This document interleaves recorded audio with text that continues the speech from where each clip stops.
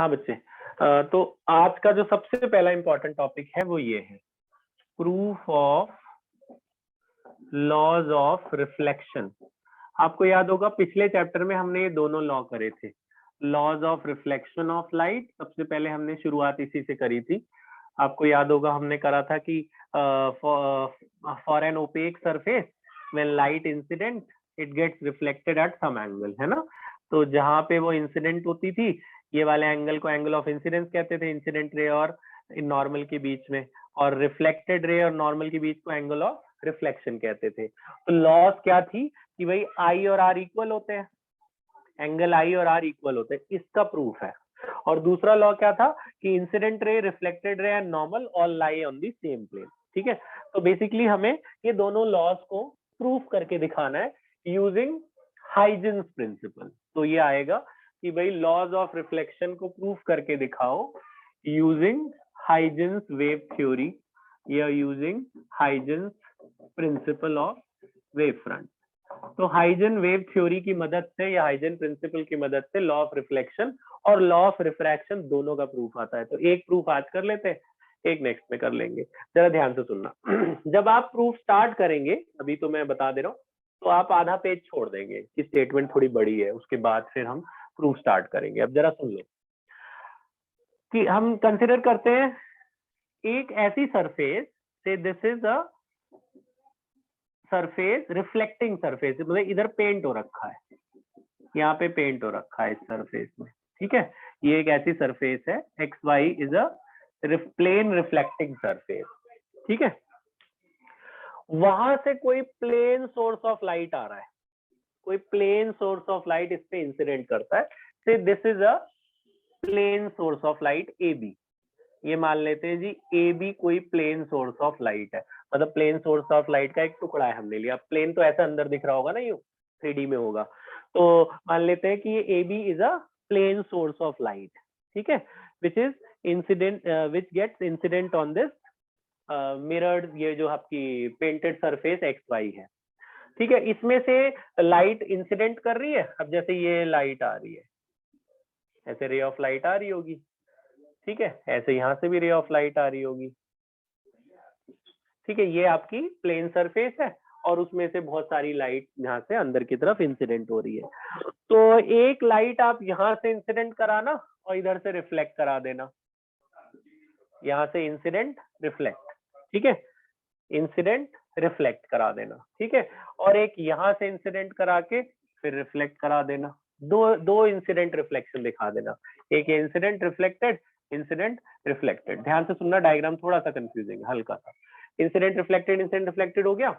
उसके बाद ये आपका अलग है। ठीक है, this is a plane wave front, this is a plane wave front A B.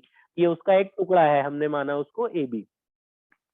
तो आप चाहो तो इस पॉइंट को भी बी ले सकते हो ताकि बहुत सारे पॉइंट्स ना आए इसमें। तो this is a plane wave front A B, यहाँ से यहाँ तक को हम बी मान लेते हैं। इसको थोड़ा हमने फर्दर एक्सटेंड कर दिया। अच्छा जी, अब ये है आपका प्राइमरी पॉइंट ए और ये आपका दूसरा पॉइंट है बी। इसके ए बी हमने दो नाम दे दिए। यहाँ से लाइट को यहाँ जाना है जी, कहाँ से कहाँ, बी से जाना है डी पर। ठीक है, इसका नाम ए दे देते हैं, इसका नाम बी, ताकि कंफ्यूजन ना हो। अब ए से लाइट को जाना है सी पे। सपोज यहाँ से लाइट पड़ रही है इधर। ठीक है, ये पता किससे कंसिडर करेंगे, ये वो कंसिडर करेंगे उससे, डिस्टेंस, हाइजन के सेकंड प्रिंसिपल था ना, distance equal to speed into time. यहाँ से यहाँ लाइट जो पहुंची है, इसको डिस्टेंस जो उसने ट्रेवल किया है, कितना डिस्टेंस ट्रेवल किया उसने, एसी डिस्टेंस ट्रेवल किया है। ये लाइट तो पहुंच चुकी है ए से सी।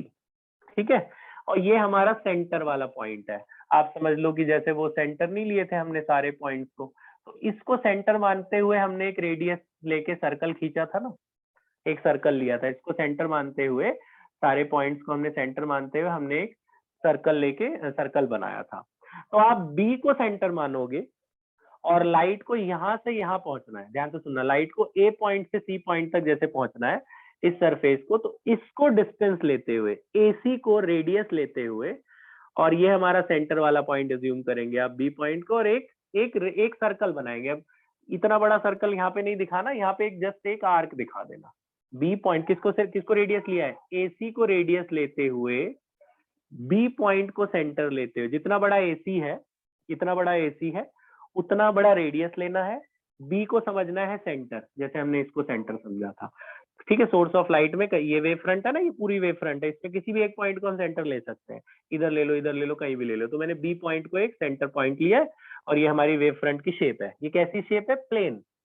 तो अगर ये वाली ऐसी बनती थी तो बाहर वाली भी ऐसी बनेगी। अगर प्राइमरी प्लेन है तो सेकेंडरी भी प्लेन ही बनेगी ना। तो this is a primary wave front, से AB is a primary wave front. तो AB के हमने एक पॉइंट लिया बी पॉइंट को हमने सेंटर लिया और इस डिस्टेंस को, जैसे हमने यहाँ से यहाँ तक लाइट को पहुंचाना है, इस डिस्टेंस को हमने रेडियस लिया AC को, और AC को रेडियस लेते हुए हम B पॉइंट से एक सर्कल बनाएंगे। अब सर्कल तो बहुत बड़ा चला जाएगा यहाँ पे, तो एक सर्कल का एक छोटा सा आर्क दिखा देना है और इस आर्क पे खींचना है जी एक टेंजेंट।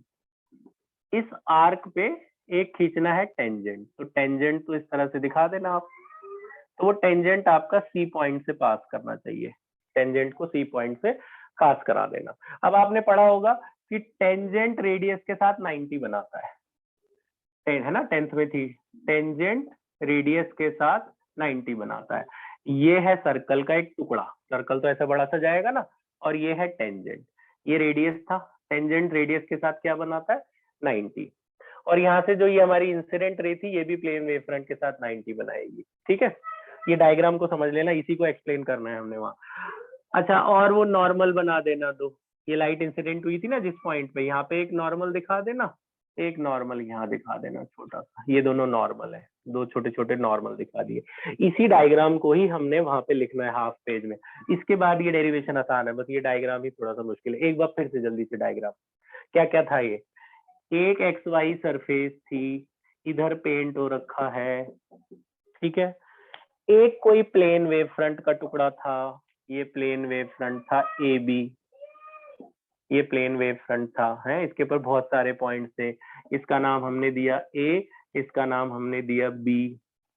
अब मान लो लाइट को यहाँ से यहाँ पहुंचना है C पॉइंट पे, तो इसको रेडियस लेते हुए B पॉइंट से हमने एक सर्कल खींचा, तो सर्कल पूरा नहीं बनाया, एक छोटा सा आर्क दिखाया। किसको रेडियस लेते हुए, AC को रेडियस लेते हुए, यहाँ से यहाँ तक मान लो हमें पहुंचना है, तो B पॉइंट को हमने सेंटर लेते हुए एक आर्क खींचा, इस आर्क से इस पे डाल दिया एक टेंजेंट, इस आर्क से टेंजेंट डाला, इसका नाम CD दे देते हैं। तो this CD is your secondary wavelet, है ना, जो टेंजेंट डालते हैं ये आपकी सेकेंडरी वेवलेट होती थी। अभी ये आपका टेंजेंट है, तो this is your secondary wavelet and this is your primary wavelet, है ना। ये प्लेन वेवलेट है तो ये भी प्लेन ही बनेगी, है ना। तो क्योंकि इसमें रिफ्लेक्शन हो रहा है इसलिए इसकी लाइट थोड़ी इधर की तरफ पड़ रही है। अच्छा, उसके बाद हमने यहाँ नॉर्मल बनाया, यहाँ नॉर्मल बनाया, ये है आपकी इंसिडेंट रे। इंसिडेंट और नॉर्मल के बीच में क्या होता है जी, angle of incidence, this is your angle of incidence. और ये रिफ्लेक्टेड है और नॉर्मल है, इनके बीच का क्या होता है, एंगल ऑफ रिफ्लेक्शन, नॉर्मल और रिफ्लेक्टेड के बीच का एंगल ऑफ रिफ्लेक्शन। ठीक है, आगे सुनना। ये जो आपका ये नहीं है, दोनों जो प्लेन वेव फ्रंट आ रहे हैं, तो आपका जो ये इंसिडेंट और जो ये वाला है, ये पूरा दिख रहा है आपको, जो ये वेव फ्रंट है, ये भी तो पूरा 90 डिग्री होता है ना। जैसे देखो ये 90 है, तो ऐसे ये भी पूरा 90 होगा। तो आपको थोड़ी सी मैथमेटिकल बात बता दूं, हल्का सा, बस ये लिखना नहीं है यहाँ पे तुम्हें समझाने के लिए। देखो ये पूरा अगर 90 है, अब आप बताओ ये पूरा 90 है, तो ये एंगल कितना हुआ, बोलो। अरे हो क्यों 90 माइनस आई। 90 माइनस आई, ये लिखना नहीं है, तुम्हें समझाने के लिए बता रहा हूँ मैं, लिख सकते हो वैसे, हौच पौच ना हो इसलिए नहीं लिखना। अब बताओ ये एंगल कितना बचा, ये वाला, ये, हाँ बोलो, सही बोल रहा है, आई बचा ये, आई। है ना, क्योंकि ये भी तो पूरा 90 हुआ ना, ये भी तो नॉर्मल है, नॉर्मल ये पूरा कितना बनाएगा 90। आप देखो दोनों को ऐड करके देखो, तो आई और आई कट जाएगा ना, 90 minus I plus I cut जाएगा, तो 90 आया ना ये पूरा। तो अगर ये 90 माइनस आई है तो ये आई हो, है ना, तो ये वाला एंगल आई होगा। सिमिलरली अब मुझे बताओ इधर ये एंगल कितना होगा, आर, ये वाला एंगल आर होगा। तो मतलब तुम्हें याद करने के लिए तरीका बताया, तो इस पर रटना नहीं पड़ा कुछ भी। ये 90 माइनस आई दिखाना चाहो तो दिखा सकते हो, थोड़ा हौच पौच हो जाए इसलिए नहीं दिखाना। ये जैसे आई है ना, तो एक छोड़ के ये पूरा आई होगा, ऐसे याद हो जाता है। ये आई है तो एक छोड़ के ये आई होगा, क्योंकि आई है तो अगला 90 माइनस आई तो ये आई बनेगा। ऐसे ये आर है ना, यहाँ से यहाँ तक आर है, तो ये वाला एंगल छोड़ के जो बाकी बचेगा वो पूरा आर होगा। इसके बाद इसकी जो डेरिवेशन है उसमें कुछ है नहीं। देखो क्या करना है, दो ट्रायंगल को कॉन्ग्रुएंट करना है। कौन सा? BAC और CDB। डेरिवेशन 3 लाइन की है टोटल। BAC और CDB दोनों राइट एंगल वाले ट्रायंगल दिख रहे होंगे। एक 90 इधर बन रहा है, एक ट्रायंगल ये ले लेना, एक ये ले लेना बस। तो एक तो 90-90 इक्वल हो गए दोनों में। Angle BAC is equal to angle CDB। क्यों? दोनों 90 डिग्री है। कॉन्ग्रुएंसी आपको पता ही है, 3 चीजें इक्वल दिखानी होती है, तो एक इक्वल दिखा दिया जी। दूसरा, आपको याद है जितना बड़ा AC था उतना ही बड़ा तो BD लेके आर्क खींचा था। AC को ही रेडियस मानते हुए BD को आर्क खींचा था ना, तो BD बराबर है AC के। AC इसमें है ना पहले वाले में, तो पहले वाले में है AC। जितना बड़ा AC है उतना ही बड़ा BD है, तो AC बराबर BD। यहाँ रीजन क्या लिखेंगे बाय हाइजेन प्रिंसिपल।